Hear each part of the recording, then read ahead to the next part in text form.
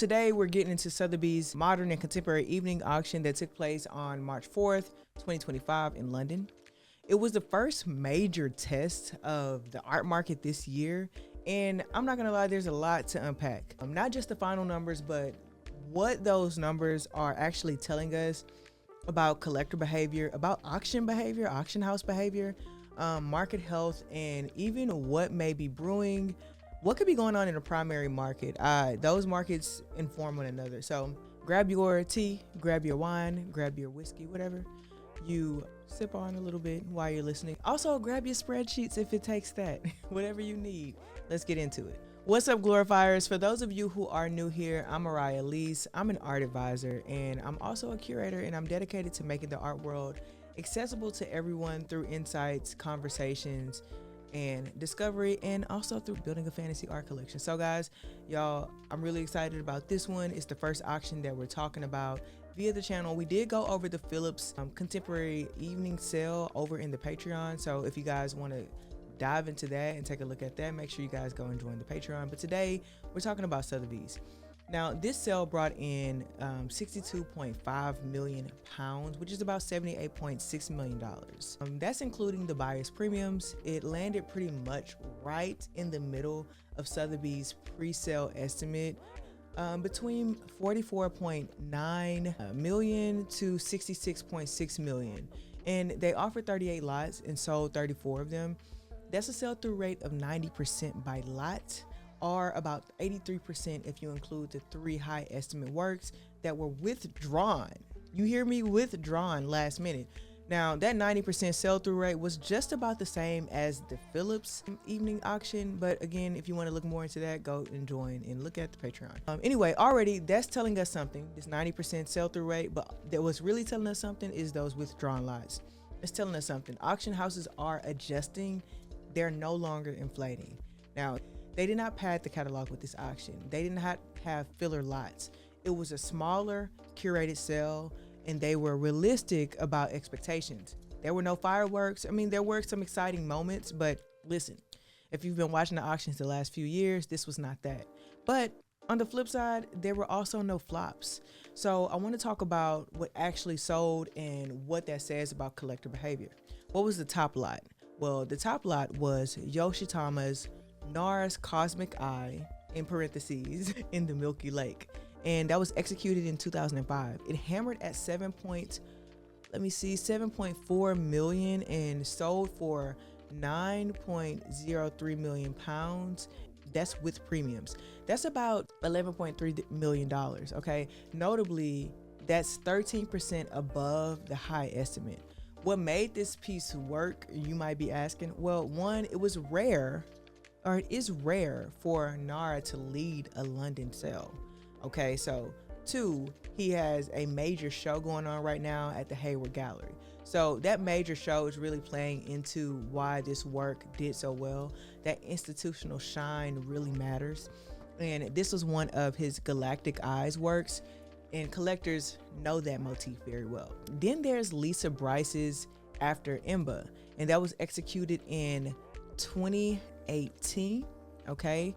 And it sold for it estimated between 1 and 1.5 million pounds, and it sold for 5.4 million pounds, and it sold for $6.8 million. That's about 3.5 times the high estimate. And it's also a new auction record for Brice. The bidding was wild, okay? It was 7 minutes long. It was multiple phone bidders, and it ended with Sotheby's Lisa Dennison using paddle 44 to win lot 44. All right, so the success here reflects a very targeted appetite. We are seeing demand for women artists and artists of color who bring both strong, sharp narratives. This painting is doing art history, it's doing gender critique, and it's doing it with style, all right? So it was exciting to watch. It was exciting to see. Banksy also had a moment. Her piece, Crude Oil, consigned by Blink 182's Mark Hoppus, sold for 4.3 million pounds. And that was mid-estimate, and it was a solid sell. But what stood out about this is Sotheby's offered crypto as a payment option on this one. please pay attention to when I talk to you guys about AI and crypto. I know it's something in the art world we kind of like to like put behind us and think it's not going to happen, but it is going to happen. It is going to happen. Believe me when I'm telling you guys this. I never lied to you before. If I'm lying, I'm flying. I've never been flying, so I ain't lying. They're clearly trying to appeal to a younger and more tech savvy buyer, which is important, and it's smart for them to do. And I'm sure they're going to continue to extend that offer of paying with crypto.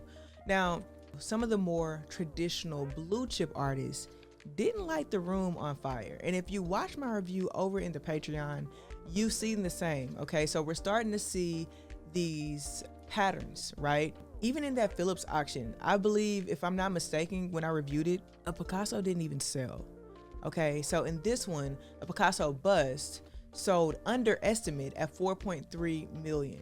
Two Lucio Fontana works underperformed, and a Roy Lichtenstein peanut butter cup just barely sold right at the reserve. We've been seeing this happen over and over and over again if you watch my Phillips review. But then there was a 1956 Max Ernest bronze called Moon Mad, tripled its estimate, selling for 2.1 million pounds. That was fresh to the market. Now listen to me when I say that was fresh to the market, and it matters. It came back on the market after 45 years in a private collection. Freshness matters. Provenance matters. I was just having a conversation with an associate, a friend of mine, and she was telling me about her take on provenance in relation to the museums. I won't say her name here because I'm not sure she actually wants me to say her name, but the conversation was about provenance in relation to the museums. Well, provenance has always mattered, but provenance is starting to matter more and more and more. I don't think auction houses or collectors want work that has been passed from collector to collector to collector to collector.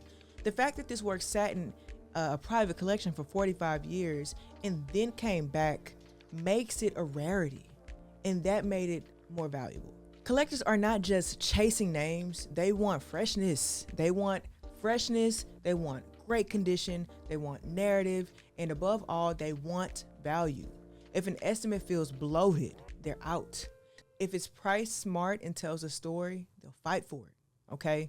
And on the primary market side, it's reflecting it. Collectors are conscious. They're thinking consciously, and they're buying consciously. They're collecting and acquiring consciously, and they're thinking about the money that they're spending, and they're thinking about the things that they're collecting, and they're thinking about the strength and the story and the narrative of their collection. Now, quick intermission. I want to talk about the Glory Collective. I've already spoken about it about 5 times within this video.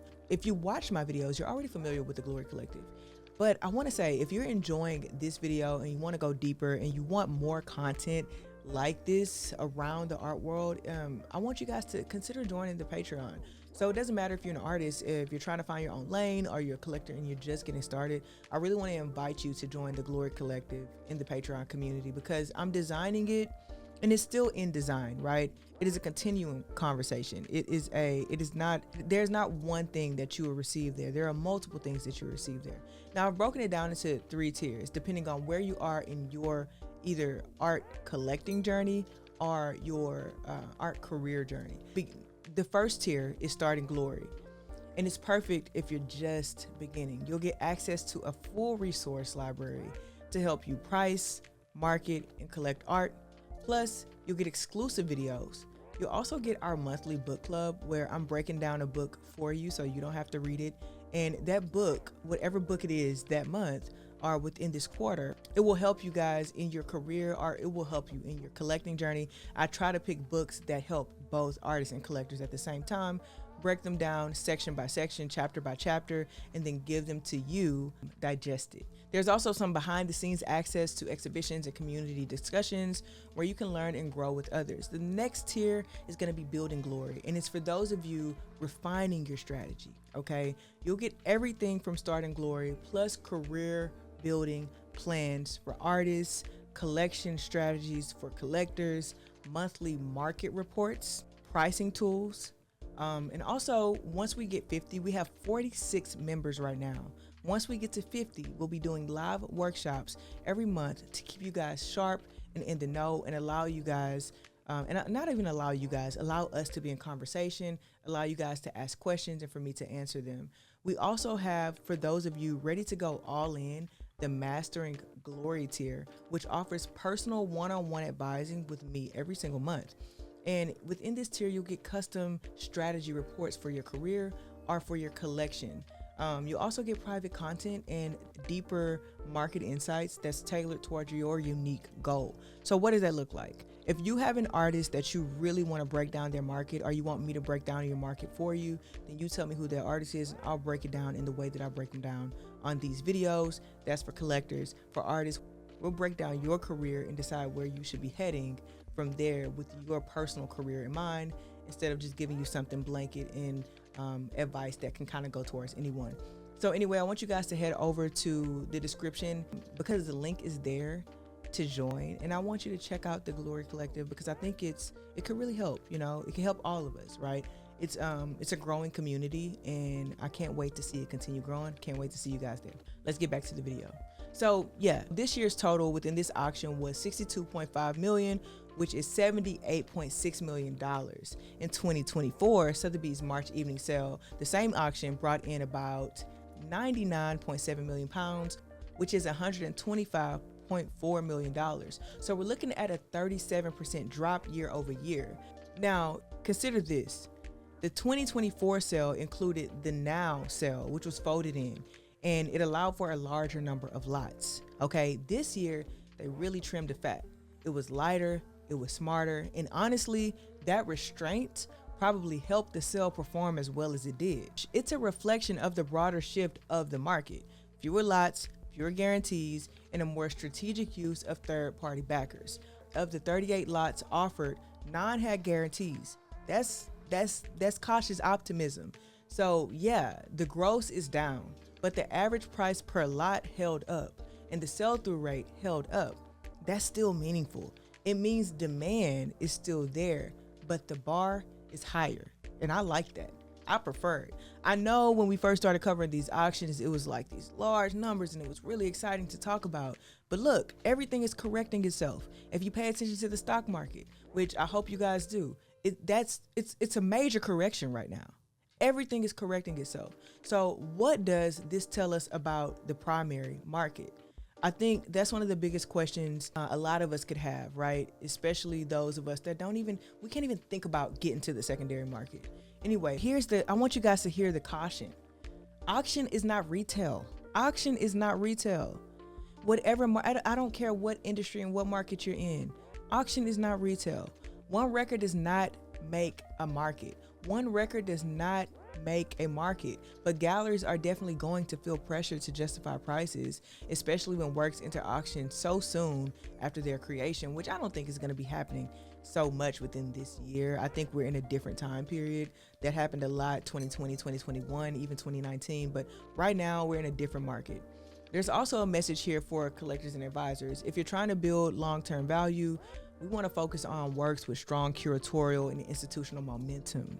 And I think that's always been the thing. If you're a really good advisor and you're a collector working with an advisor that really thinks, then that's always been foundational, right?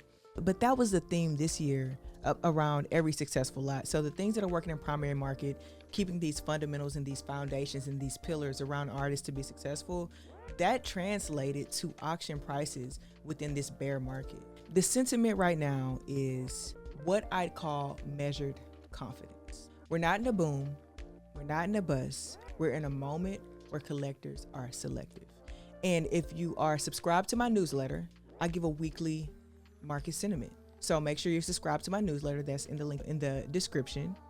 And anyway, I've been telling you guys since the beginning of the year that collectors would be selective. They will be cautious. They will be conscious. They will be informed. They will be cautious. They're willing to spend. It's not that they're not willing to spend the money right now, but they're only willing to spend it when it makes sense. And I think that makes sense. There is global participation, but it's cautious. And there is evident hunger for works by women, artists of color, and strong narratives that push the canon forward. The secondary market is echoing that shift. So that's where we're at. Okay. A well-performing sale in a cautious market with some standout moments that are quietly shaping the next chapter of collecting. I'll, for one, be watching how this plays out in the next cycle, especially with New York spring sales coming up. So let me know your thoughts in the comments. Were there any lots that surprised you? Any artists you're now keeping your eye on? And if you want to see more lots, just go to Sothebys.com and you can look at all 39 lots. And as always, don't forget to like, subscribe, and hit that notification bell, so you never miss a deep dive. And I'll see y'all in the next one. And remember, it does not matter what group you belong to, whether you're an artist or a collector or just someone here for the love of art. This channel is your home, and I love you guys for being here. So thank you for watching. Check out all the links in the description. Join the Glory Collective, sign up for that newsletter, and I'll see you guys soon.